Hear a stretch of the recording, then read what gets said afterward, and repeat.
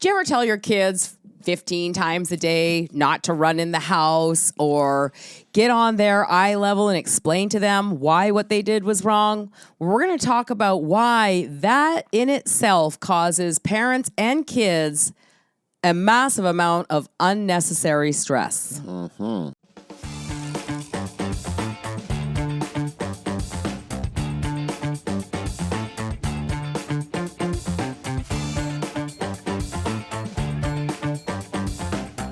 We are Bonnie and Thomas Leota. Yes, and we help parents transform the most defiant and disruptive child behavior without mind-altering medication, years of therapy that goes nowhere, or any type of harsh punishment. And today we're going to talk to you about the number one, myth, lie when it comes to parenting, and it is talking things through. And, before I pass it over to you, because I know you're going to tell them what to do instead, it's so frustrating because you're reading books, you're watching Instagram reels, learning how to be a better parent, and every second video talks about being calm and patient and getting on your child's eye level, making eye contact, and then explaining to them what to do or explaining to them why what they just did was incorrect, or explaining to them why you're taking their favorite thing away. And I don't know, the next day the kid just does the same thing. And we can talk till we're blue in the face. So what's actually happening, Tom? Wow, what a great question this is, right? Yeah. I want to vouch just for the parents to say, thank you for doing something with your kids. Yeah. Right? But what if what you're doing was like the battery backwards in a remote, doing all the buttons and things, but you're getting the wrong outcome, right? So thank you for engaging with your kids. But if you could take what we're talking about today and just flip the battery the other way, then everything is going to function the way it was originally designed. And here's what you should take away. What you say and what they hear are not the same thing. Yeah. Yeah. Well, explain that a little bit. Okay. Yeah. Who's older? Us or them? We are. Who decided to have kids? Us or them? We did. Who's the leader? Us or them? Most of the time it's the kids, but it should be us. Okay. Yeah. And then who's the cause and who's the effect? It's detrimental to my case. I know the answer. We are the cause. Okay. We're the cause. So, talking it through is a cause. Are you getting the effect you like? If not, change it.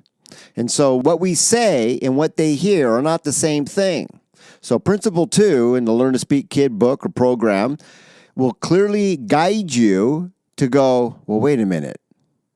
Is it really this simple? Yes, it is. It might take some time because it's not going to be easy with reps of doing the wrong thing. But can the child fast forward to 21 or 16 and know how to drive with experience when they're 3 or 5? No. Can he understand what it means to be responsible for all the things that makes the house run? No. Okay, so what you say in the future of their world, they can't hear because there's no references.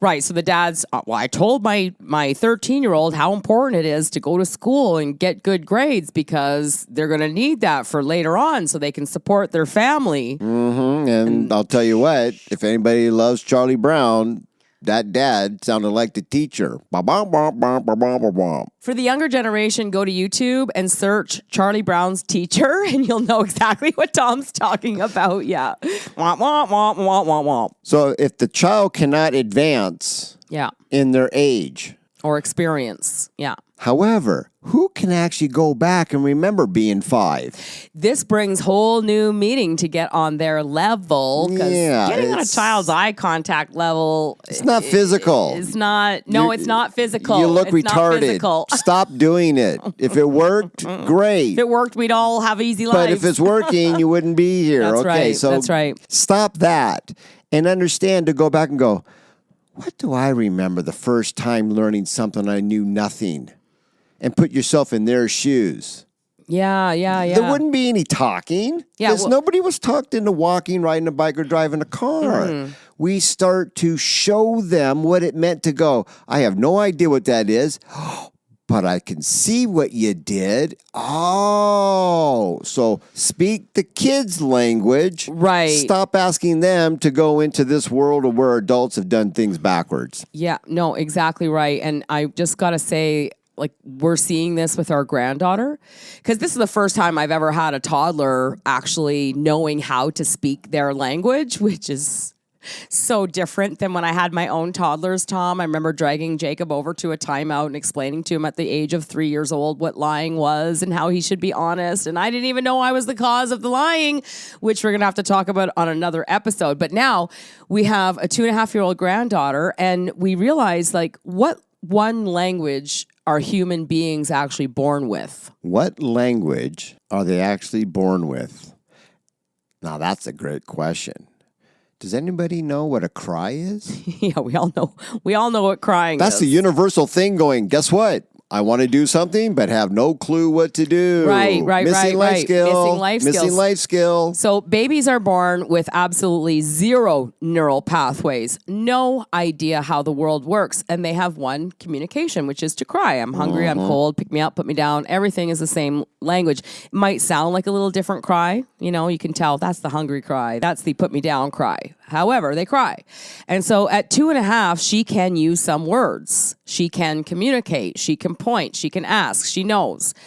However, she's transitioning from like this, what I was born with, crying every day of my life, to now you want me to use words. Or so now I'm starting to learn to use words. And it's not that we're making her use words. She loves learning how to communicate. However, there's the odd time where her neural pathway is like, she's crying to get what she wants. What we're taught to do in typical normal parenting now is to go, use your words, little one. Come on, use your words. But the thing is she's 2.5. I'm sure she's attempting to use her words to the best of her abilities. She doesn't know what words to use, so she goes back to the old habit of what she knows, which is to cry.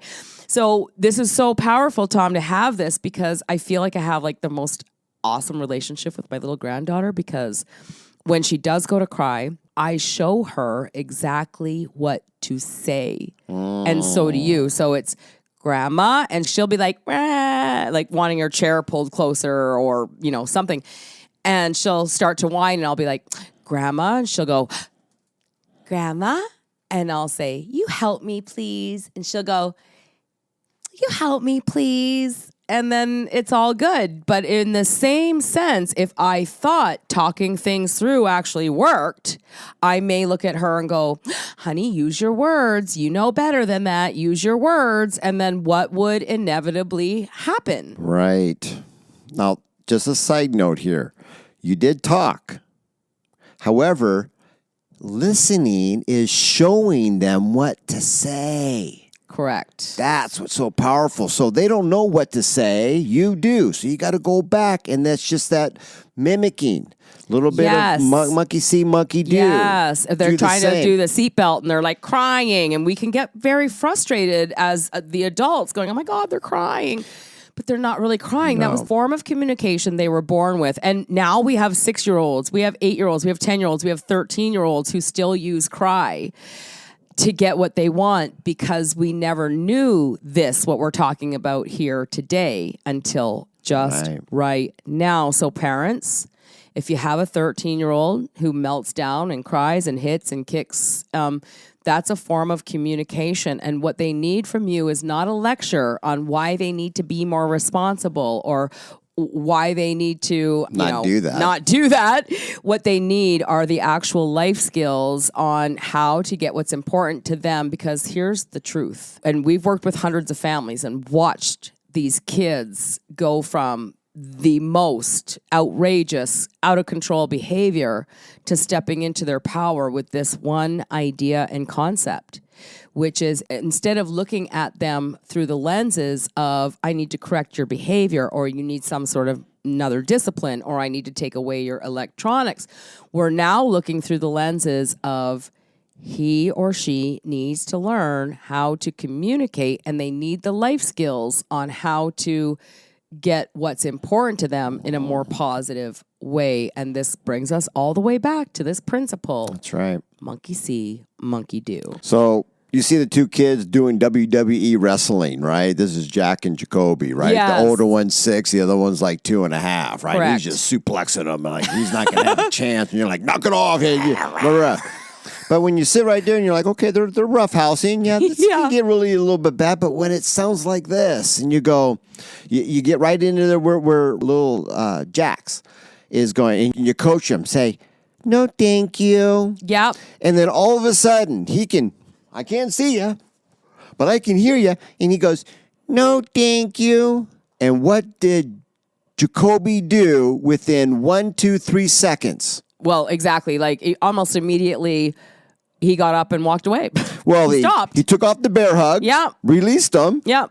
And separated. Now, what we're doing is showing them what verbally is the cue to say, stop. Well, Tom, okay, so a little pre-frame. If you're listening to this, Jacoby was 6 years old. Mom had tried every, parenting courses and parenting books and all these different things to try to bring order to the home. One day, she was in her kitchen. Jacoby's 6 and Mom, 30, and they're screaming at each other. And Mom phones her mom, Grandma, and says, I'm the mom I never, ever thought I would be. I have no idea what will work with this kid. I've tried everything to bring order to the home. We went over to their house and the house was completely chaotic. Jacoby was 6, still climbing on his mom's head to get her attention, throwing around this little kid. And what would we typically do? We would go to Jacoby. Stop doing that to your brother. Get off. We'd punish Jacoby. But now Jacoby's just a 6-year-old puppy. Like, it's like, when a puppy, they jump on you and then a year later they still jump on you because they have no idea how big and how strong they are. So he wasn't going out of his way to be defiant, and he wasn't even bullying his little brother. He was playing with him. But when you went to Jax and taught this little 2-year-old to say, no, thank you, you didn't have to explain to him why to say no, thank you. You just gave him the skill. No, thank you. Jax said, no, thank you. And Jacoby left. And by the end of that visit, Jacoby was coaching Jax on how to play with a toy, and they were sitting in the kitchen playing together happily. Right. I mean, it's mind-boggling how simple it is to have cooperation, how simple it is to raise outstandingly cooperative, amazing kids. It's just like, it's beyond my wildest imagination, because for the first 13 years of my parenting life, I bought into the bullshit. Yeah. So the long and the short really comes down to this. I guarantee you, moms that are out there, they're doing the best they can with what they know. Absolutely. First and foremost. 100%. Okay? Hands down, I'll back you on that. Thank you for engaging rather than neglecting. But when I also saw Bonnie, who was literally in really great shape because she had this big house, 3 different floors, and it would be, you hear this, and she could go up the stairs and then back down to the basement. I mean, she must have done Stairmaster 20 miles a day, right? Yeah. But when you actually put things into perspective of what needs to happen, everything falls right back into place. You just show them what actually is the missing ingredient. And so when you go back to the book, right? Learn to Speak Kid has 12 principles. And if we can think it as simple as cooking, what if one of those ingredients is missing and it causes the disorder? That's how simple it is. Add the baking soda to the banana bread and it will actually rise, because I know this. Right. Because the last time I made it, I forgot to put that one ingredient in, and it turned into like a brick. Yes. Yeah. So thank you, moms, for doing, and dads too, what you're doing. But when you get to that point of, well, it went smooth for about 10 minutes and went to hell in the handbasket. When you pause right there, there's one of these principles that you're missing. Because I've got references of thousands and thousands and thousands of kids that when you add that extra ingredient, things not only go smooth, cool, and calm and collective. Correct. But the empowerment mode of transferring the life skill over to them so you can put yourself out of a job, that's the name of the game. So what if it was just something that you're missing? If you're coachable and open, you'll win. But doing the same thing again and again and again and expecting a different outcome, well, I think Forrest Gump sums that up as stupid is as stupid does. And that's definition of insanity. Or, even thinking, a little itty bitty bit that your kid is understanding your lectures. And we promise you, they're absolutely not. The only thing going on in a kid's mind is, show me what to do so I can make the iPad show up, or show me what to do so I can go to my friend's house. Like, I don't need any of this other stuff. Right. Just show me exactly what to do. And we're so busy going, well, you can't go to your friend's house because you didn't do your homework, which kids cannot think abstract. That's so a double they can't negative. Take that concept and go, oh, so if I do my homework, I can go? So say that. Say that. I would love for you to go to your friend's house. There's one thing that needs to be done first. Do you know what it is? Or would you like me to give you a hint? Give me a hint. Well, it has to do with work and something you do at home. Right. Oh, homework. I know. And then they solve the puzzle. This, then that. This, then that. That's it. That's the magic formula. We're doing that without this. Right. So we learned here today that kids don't think abstract. They cannot physically think abstract. Google it until they're at least the age of 13.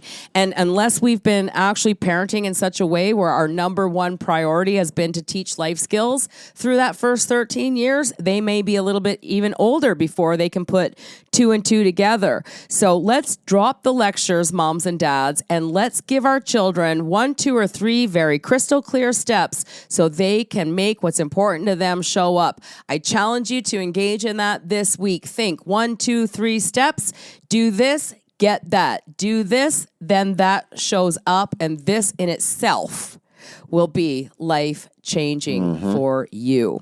All right, so stick with us, subscribe to our channel, like the episode, share it with a friend in need, and until we meet again, here's to our parenting success. Cheers, everyone. Bye for now. Bye for now.